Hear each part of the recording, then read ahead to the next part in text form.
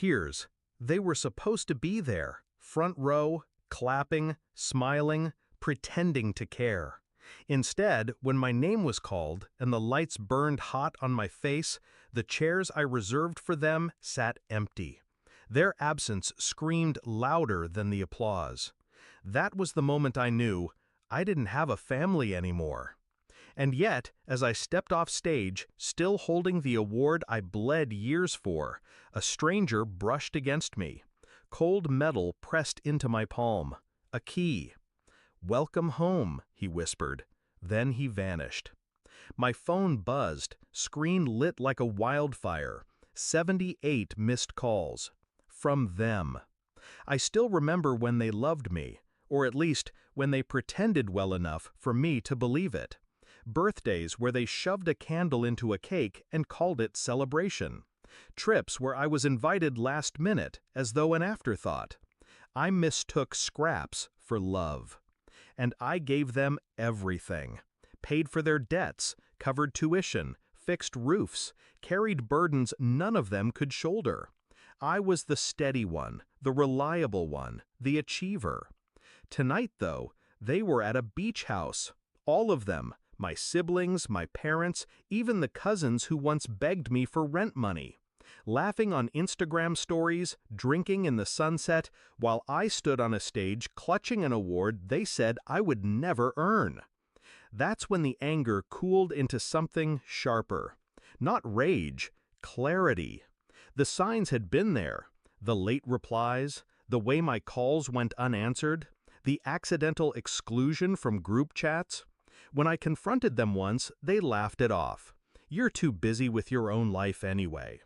But busy didn't mean unwanted. No, unwanted meant planned, uninvited, erased. The kind of betrayal that isn't sudden, but deliberate.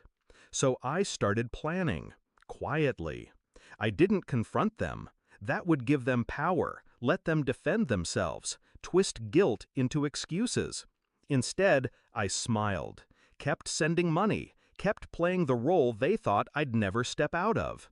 Meanwhile, I began rewriting the story. Step 1, the property. Every house I had gifted them was still in my name. Legal oversight on their part, intentional foresight on mine. They thought I was careless. I was meticulous. Quietly, I filed transfer orders. Ownership revoked. Step 2, the finances. Years of funneling their loans through my accounts left trails they couldn't see. I saw them, and I closed them. Every line of credit they used, every account tied to my guarantees, I severed them. One call to the bank, one email to the board. Overnight, their safety net snapped. Step 3, the truth. I didn't scream it from rooftops. I slipped it, piece by piece, into the right hands. Tax officials, employers, business partners. The kind of truth that doesn't need a voice, only documentation. I built their downfall brick by brick, smiling at family dinners, nodding through their complaints, until the foundation under them was hollow. The key in my hand that night wasn't random. It was the final step. The stranger wasn't a stranger. He was a lawyer, paid, instructed, precise. The key opened the very beach house they were laughing in, because it was mine now. Signed, sealed, transferred hours before my award ceremony. Their trip, their celebration, their family time without me was happening on property that no longer belonged to them. I drove there after the ceremony. No announcement, no anger. Just a calmness that felt almost holy. Through the wide glass doors I saw them. My parents sipping wine, my siblings sprawled on couches, music low and warm. They were mid-laughter when I stepped in. The sound died fast. My mother's glass froze mid-air. My brother stammered, "You weren't supposed to—" "I wasn't supposed to be here?" I asked, voice low, almost kind. I laid the award gently on the table. Its metallic edge caught the lamplight. "You missed my night. So I thought I'd visit yours. My sister shifted uncomfortably.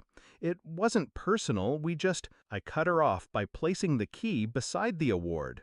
This, I said, is mine now. The deed was signed today. Your guests in my house. Confusion turned to panic as the words sank in. My father demanded, "What have you done?" "Nothing you didn't teach me," I replied. Planning, positioning, choosing myself over others. They tried to argue, of course. Shouts, accusations, even tears. But I watched them the way a surgeon watches a body under anesthesia. Clinical, detached, already knowing the outcome. One by one, I explained it to them. The revoked properties, the frozen accounts, the investigations that would soon arrive at their doors.